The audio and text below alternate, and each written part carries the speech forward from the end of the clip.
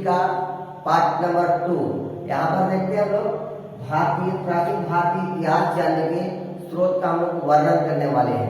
तो यहाँ पर सबसे पहले देखा जाए कि इसको प्राचीन भारतीय इतिहास जानने के लिए कौन कौन से साक्ष्य या स्रोत उपलब्ध है हमारे लिए। तो इतिहासकारों ने बहुत ही रिसर्च खोज के बाद इस मुकाम तक पहुंची है कि यह 2 माध्यम दिए हैं, जिसमें पहला माध्यम है पुरातात्विक और दूसरा माध्यम है साहित्यिक स्रोत। तो यहाँ पर सबसे पहले हम लोग यहाँ पर पुरातात्विक स्रोत पर चर्चा करेंगे। तो पुरातात्विक स्रोत होता क्या है, इसके बारे में सबसे पहले हम लोग जानने की कोशिश करते हैं।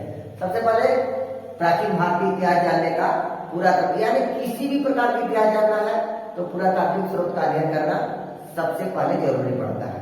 इसके तात्विक स्रोत में कौन कौन से स्रोत आते हैं, इसके बारे में हम लोग सबसे पहले अध्ययन करेंगे। तो इसमें कौन कौन से चीज आ सकता है। पुरातात्विक स्रोत किससे कहते हैं, सबसे पहले ये हमें जानना है। तो पुरातात्विक स्रोत हम उसे कहते हैं जिसकी केवल साक्ष्य उपलब्ध है, जिसे उत्खनन के दौरान में प्राप्त अवशेषों को हम लोग पुरातात्विक स्रोत के अंतर्गत रखते हैं, जिसमें भवन, स्नानागार, अन्नागार, इसके अतिरिक्त आपको अभिलेख, शिलालेख, ताम्रपत्र लेख, मिट्टी की मूर्ति, धातु, मुद्राएं इत्यादि जितना भी चीज हमें खुदाई में मिली है उत्खनन में, सभी टोटल का टोटल पुरातात्विक स्रोत में ही अध्ययन करते हैं। तो सबसे पहले इसका कुछ मूल तत्वों को हम लोग सबसे पहले देखते हैं कि जिसके सबसे पहले अभिलेख आती है। तो अभिलेख का हम लोग वर्णन करने वाले हैं। यहाँ पर कौन सा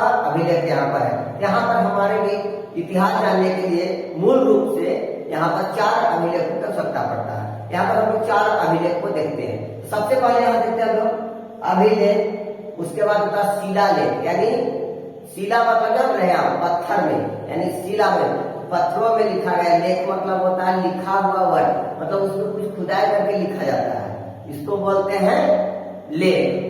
ठीक है, तो वो शिलालेख यानी शिलान्यास के टाइप से रहता है, पत्थरों में लिखा हुआ रहता है, उसको शिलालेख। तो राजा, महाराजा, शासक वो सब अपने शासन काल के दौरान वो लोग लिखवाते थे इस चीज को, अपने उपलब्धियों को, अपने युद्ध को, अपने प्रशासनिक व्यवस्था को, धार्मिक सामाजिक स्थितियों के बारे में वर्णन करते थे यहाँ पर अभिलेखों में। तो सबसे पहले यहाँ पर देखते हैं शिलालेख के बारे में हम जाने। अब उसके बाद होता है ताम्रपत्र। ताम्रपत्र लेख किसे कहते हैं, तांबा का एक पत्र होता था, उसमें लिखा हुआ रहता था किसी भाषा में, बहुत सारा प्राचीन भाषा जैसे खरोष्टी लिपि, ब्राह्मी लिपि, बहुत सारा लिपि में, उसके अतिरिक्त बहुत सारा अनेक भाषाओं में, संस्कृत है तुम्हारा जाकर के, बहुत सारा ऐसे हिंदी भाषा है, सिंधी भाषा है, बहुत सारा भाषा यहाँ पर उपलब्ध खुदाई में मिला है जो ताम्रपत्र लेख में लिखा हुआ है।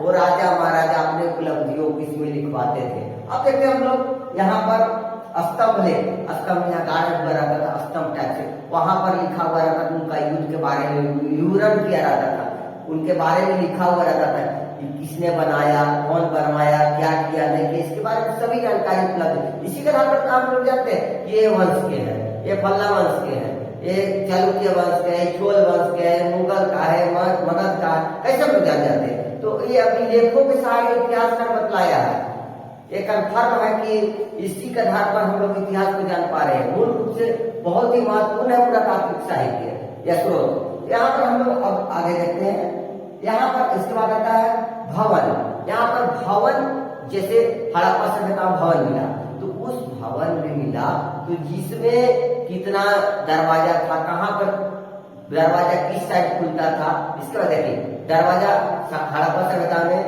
पीछे की ओर खुलता था, आगे की सड़क की ओर नहीं खुलती थी। तो इसके बारे में अदर रूम कितना, कमरा कितना रहता था, 3 से 4। इससे मालूम चलता है सभी लोग यहाँ पर ज्वाइंट फैमिली में रहते हुए संयुक्त परिवार में रहते हुए। इसके बारे में यहाँ पर हमें कुछ जानकारी मिलती है इतिहासकारों के अनुसार। सभी इतिहासकार को मानना है, ये कोई कन्फर्म नहीं है, सभी इतिहासकार का अपना प्रमाण है। इसके अतिरिक्त अब आगे हम लोग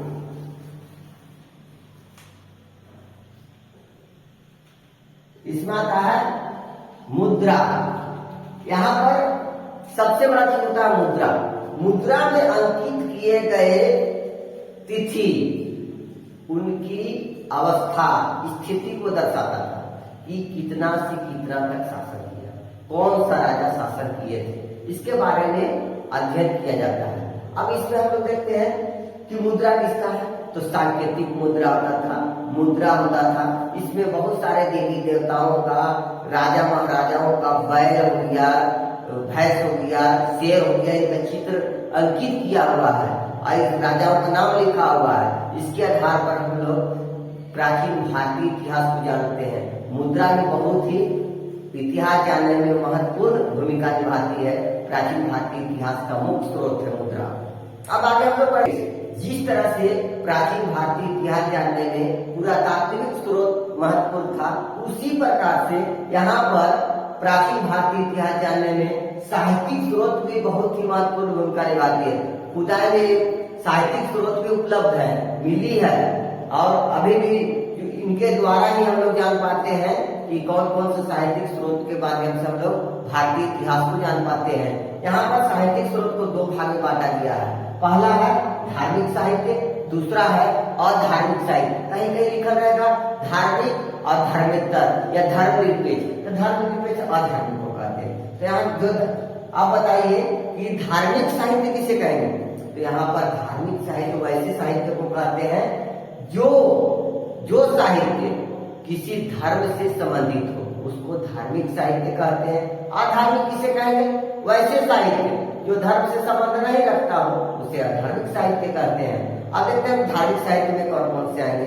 तो धार्मिक साहित्य में भारतीय इतिहास जानने में आएगा तुम्हारा रामायण, महाभारत, जैन ग्रंथ, बौद्ध ग्रंथ, 4 वेद होता है, जिसमें ऋग्वेद, अथर्ववेद, सामवेद, यजुर्वेद, वेदांत है, तो 6 वेदांत है, उपनिषद है, पुराण है।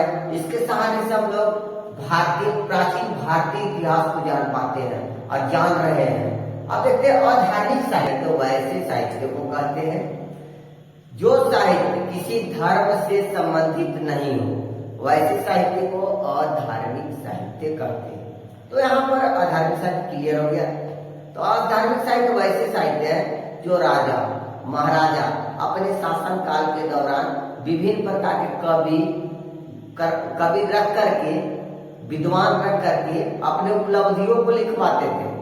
जिसमें आप देखिएगा मुद्रा राक्षस जो विशाखदत्त ने लिखे थे, उसके अतिरिक्त आप आइए तो राजतरंगिणी है जो कलहन लिखे थे, पृथ्वीराज रासो चंद्रबरदाई लिखे थे। तो इस प्रकार से बहुत सारा जो हमारा ग्रंथ जो मिला है साहित्यिक स्रोत में, जो अधार्मिक साहित्य है, उसके माध्यम से जानते हैं। अधार्मिक साहित्य को भी 2 भाग में बांटते हैं, ठीक है, जिसमें एक होता है यात्रा वृत्तांत आता है 3rd नंबर। अब यात्रा वृत्तांत क्या है, तो यात्रा वृत्तांत तो वह पुस्तक है जो विभिन्न विदेशी यात्री जो भारत भ्रमण में आए थे घूमने के लिए, उनके द्वारा लिखे गए पुस्तक या ग्रंथ, जिसके माध्यम से हम प्राचीन भारतीय इतिहास को जान पाते हैं या मध्यकालीन को भी जान सकते हैं। तो यहाँ पर देखते हैं कौन कौन आए थे। तो गुप्त साम्राज्य के दौरान में आए थे, फाहियान आए थे चंद्रगुप्त द्वितीय के शासनकाल में। इसके बाद आप देखिएगा यहाँ पर मेगास्थनीज का भी जिक्र है, जिन्होंने इंडिका लिखा था। तो ये आए थे चंद्रगुप्त मौर्य के दरबार में, जो यूनान के थे। इसके बाद आप आइए आगे बढ़ते हैं हम लोग थोड़ा सा। तो हेरस्ट्रॉम आए थे हर्षवर्धन के शासनकाल में, जिन्होंने शिव की नामक पुस्तक की रचना किए थे। ये सब इसके बारे में है। इसके बाद भी बहुत सारे विदेशी यात्री हैं, जिसमें आपको अल-बिरूनी का नाम आता है, यहाँ पर इब्न बतूता का नाम आता है। ऐसा वैसा आपको विदेशी यात्री आता है, आए हैं, इसका जिक्र किया गया है। इसके बाद बहुत सारे, उसके बाद भी आप इब्न बतूता का बाद भी है, जैसे विजयनगर में बहुत सारे आए, तो उसका जिक्र अलग से एक वीडियो बनाएंगे विजयनगर के बारे में, तब उसके बारे में जिक्र करेंगे। जैसे बारकोस्ता है, डोमिगोस है, तो इस प्रकार से अब्दुल रजाक, निकोली पोंटी, सबका नाम होगा उसमें, लेकिन वो अलग है, इससे संबंधित है। तो उसको मध्यकालीन में हम लोग पढ़ेंगे। तो इसके लिए हम आज इतना ही बताकर समाप्त करते हैं।